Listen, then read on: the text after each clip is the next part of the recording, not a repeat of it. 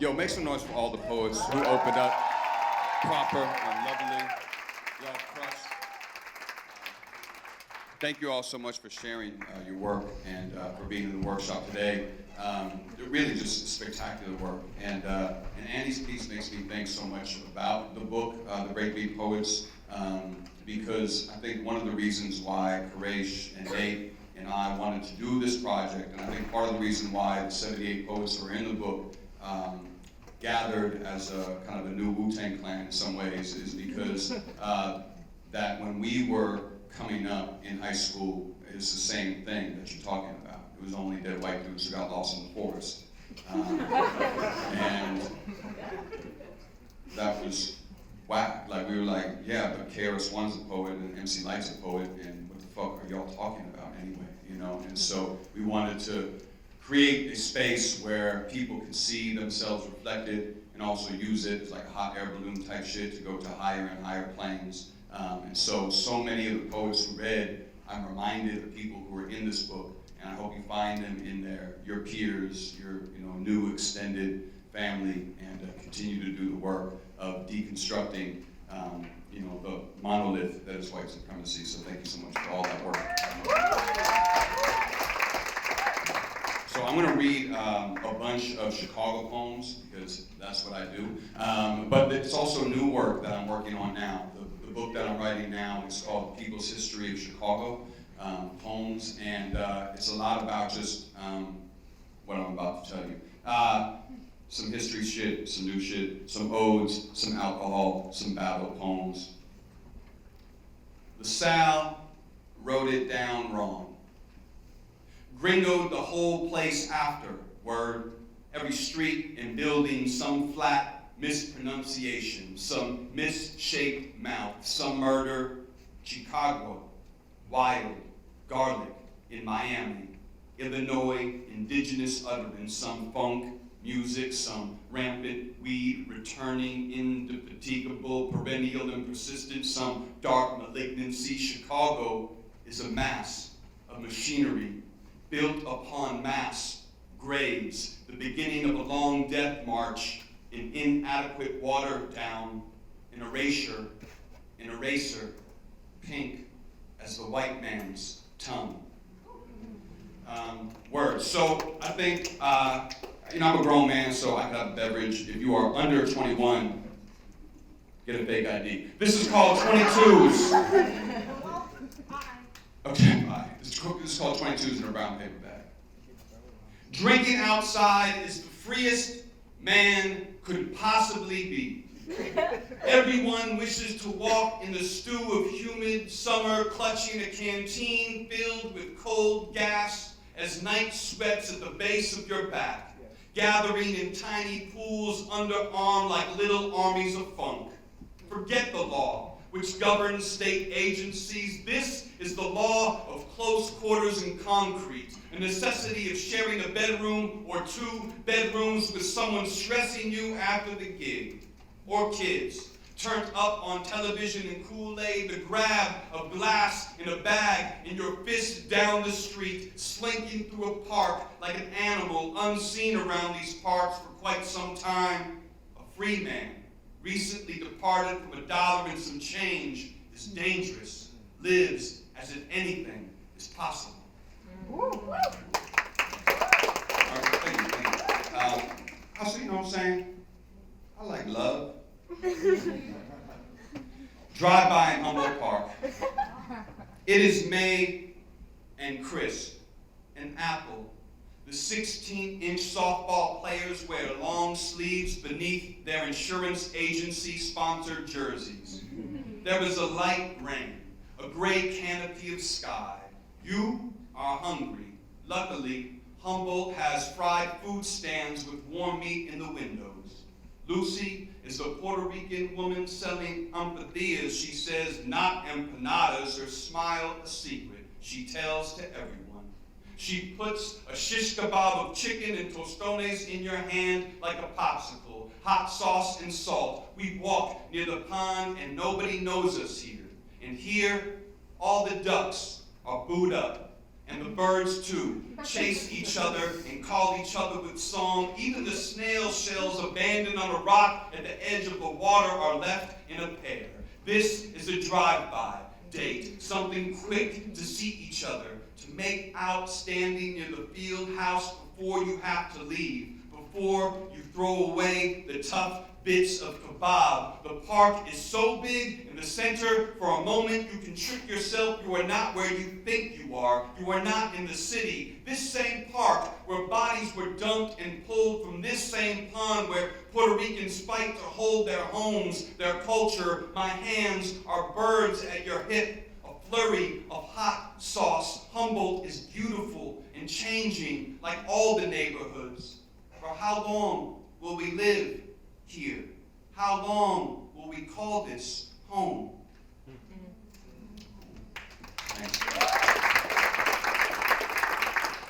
Harold Washington was the first black mayor of Chicago. The same organizing strategy, basically, that got Obama elected, Harold did in '82, the day Harold died. We went to the Rock and Roll McDonald's the Wednesday before Thanksgiving. My mom's took a half day from moving lines at the merchandise mart. She was fly, and a fashion rep high on a mound of white. I was 12, lived with Harold for 4 years. He was somewhere between Malcolm X and Martin King and a black grandfather whose feet I wanted to sit at. He was Barack before Barack, a Chicago hope, a Chicago king who brought Latins and blacks together like Frankie Knuckles. The first black mayor in the city of DuSable, the Rock and Roll McDonald's was filled with sequins capes, shining 50s bar stools, and Elvis Beatles posters in half a Hall of Fame of whitewashed memorabilia. Not a Buddy Guy pick in sight, not a Howling Wolf guitar lick on the jukebox. In the city of muddy waters, the golden arches were a white heaven where junk blues turned vanilla shake. I knew I didn't like the music and was beginning to know the extent white people lied on history. And in the parking lot that day, I knew a lunch out with moms and my brother was a luxury. I knew this was how rich people must live, ordering off menus. I knew at any time things could be taken away. Electricity, fathers, mothers in handcuffs. We ate in the car, mom's juggling a fleeting to-do list in her brain. My brother, a boy monk in the front seat trying to visualize some future stability. His heart still a soft fruit, sweet. He carried toys in his pocket, wanted a transformer for Hanukkah, hoped what we were was not the limit of what we could become. The car was on because the hawk was swooping between buildings on Ontario and Ohio like a flood, and the radio was audible and murmuring. We were mid-bite and it was tuned to WBBM or WGN or maybe WGCI if moms let us have a say that day for once in her life. In the damp and growing cold of November, the radio whispered that Harold was dead. It was the afternoon, and I didn't think someone could leave with the sun still out. A giant shining overhead like some Moses, some Tubman, promising a possible land. The radio said he sipped his coffee, slumped at his table, his heart attacked, and he was gone. I thought we'd have to move next, like when the landlord says go. The mayor was gone, and soon too, the people.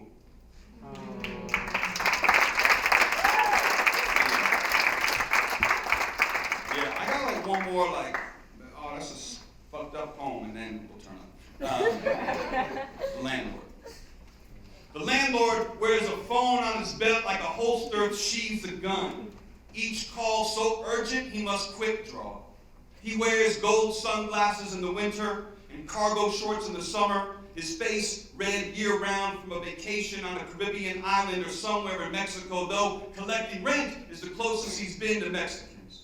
He lives in a suburb, 20 minutes away, works downtown, has 4 other buildings in the neighborhood, trying to buy more before the bubble breaks or bottoms out or tips over. He and a college buddy made a side business investing in neighborhoods that might turn over, that might serve pork belly in a cafe with rusted metal candelabras. He wants to flip properties like a wrestler in this rigged match, this Hollywood sport, this fantasy economy where anyone could pull bootstraps. He talks to me because I am white like him and not like my roommate or anyone else he takes money from. He doesn't know my dad rents and his father before him. He doesn't care in a year he will raise the rent 20%, which is illegal. He knows we won't sue or know any lawyers who will work for free or care free, as he is able to step out his BMW onto a block like a petite prince or conquistador. The only Spanish he knows is mañana es mía, tomorrow is mine.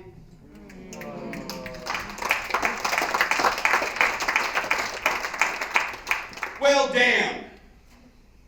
I might have a good time. So, how many of y'all have ever been to a house party and grinded your body on another person's body?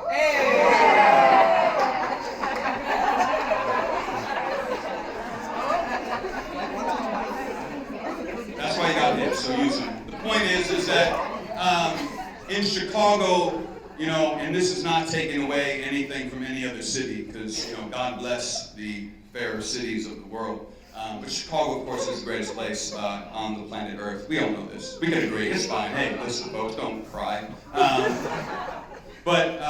You know, in New York, of course, they gave the planet and exported to the planet the largest global youth culture in the history of the planet rock. So shout out to the Bronx, specifically New York in general, for sharing hip-hop with everybody.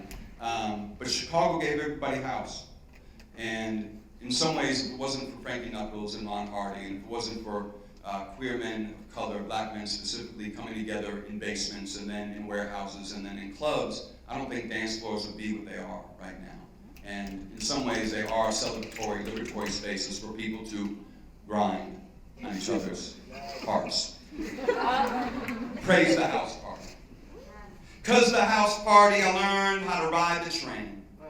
Take the red to the blue to a bus and hope the address was written down wrong or right on the quarter sheet someone photocopied well before there ever was a Kinko's. Praise the parents asleep in front of the TV after a double or grinded the night of a third shift, and our desire to sneak out and grind into each other's bodies. Praise each other's bodies. Praise the inkling of ingenuity of teenage DJs to mash bits of records together that didn't make sense to the ear. New arrangements that propelled us out the house like an odd sonic bat signal so we could grind and jack the body and its parts. Praise the body and its parts. Praise the sweat and funk the body makes. Praise the basement, so hot it made the outfit you spent an hour preparing optional. Praise new shoelaces and an old toothbrush and bleach to make your busted kicks resurrect. Praise jean shorts, the shortest ones, and midriffs. Praise the WAP and Dip and Roger Rabbit. Praise Radio Shack and the mess of wires jammed into odd-fitting speakers. Praise the vocational high school know-how to rig bass box subwoofers. Praise the black hands that manipulate black wax. Praise the pans and knobs and Casio keyboards put to use manufacturers never imagined. Praise the punch that wasn't spiked. Praise the punch that was.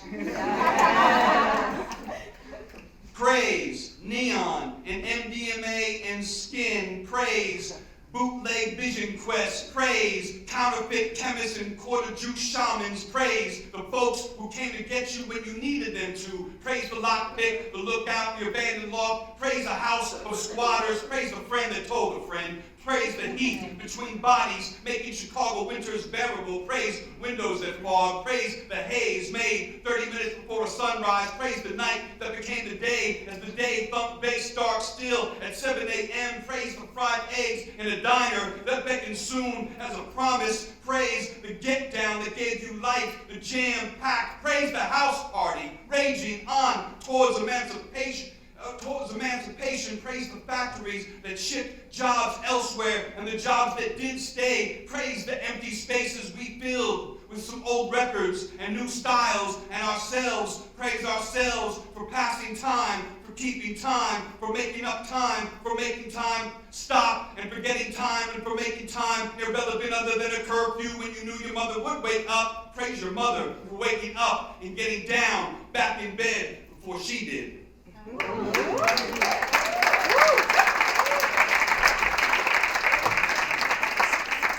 I got one more poem for y'all, and then I'm really excited to introduce Franny, who just got out of the GRE.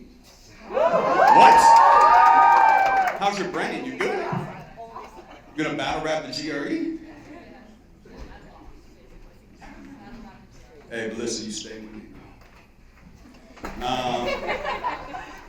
Cool. I'm gonna do. I'm gonna leave on some because they're gonna pick the energy back up. So I'm gonna leave on some. We taught hexes, right? Hex is like a version of a battle rap type thing. I'm not gonna rhyme because there should be a moratorium on white rappers, but just a panel conversation, y'all. A conference. Like, let's just talk. You know what I mean? In the age of Iggy, let's have a conversation. You know what I mean? Just let's talk about it. Maybe eventually, you know what I mean? But let's talk about it first. So this is about a poem. I was on one this day. It's like most days. It starts with a quote from Kanye West. He says, "Most rappers' taste level and my waist level." Can't trust it. It's a devolution. It begins with an agreement to wear an ugly ass sweater, ironically, or to please your mother who got you looking like Fat Christmas, or somebody's uncle fresh out the retirement home hollering at geriatric ass. It's a cosign of a white singer who sound like they did nothing during their timeouts in their suburban McMansions other than listen to their nannies Diana Ross Delphonics records and come out the other end of a silver spoon crooning Frank Sinatra rap, and you love all of that. It's not saying it's saying not all cops are bad. My uncle's one. Like your individual shelter is an excuse not to indict a whole history, an entire system with your simpleton ass. Like you haven't turned on the TV all summer, been outside the strip mall you call culture.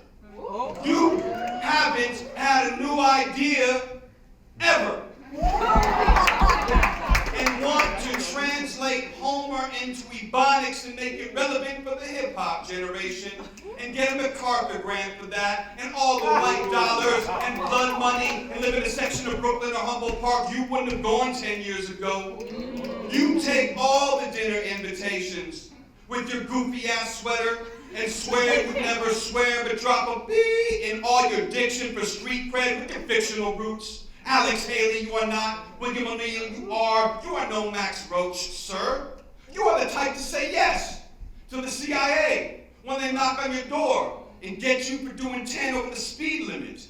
You the type to be in cahoots with the feds and say yes to damn near anything anyone suggests because your taste is suspect. And I suspect you always gonna be on that sheep shit like the sweater you currently rocking, wearing a wire underneath because the slope slippery.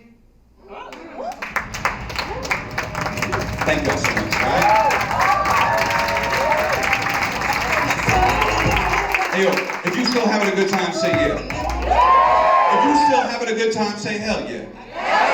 If you ready to welcome Rhode Island's own, Providence's own, Franny Choi, definitely in the building, fresh off the GRE, about to drop all these, why the fuck did I study so long for that, test bars. Please, y'all, make some noise for Franny Choi.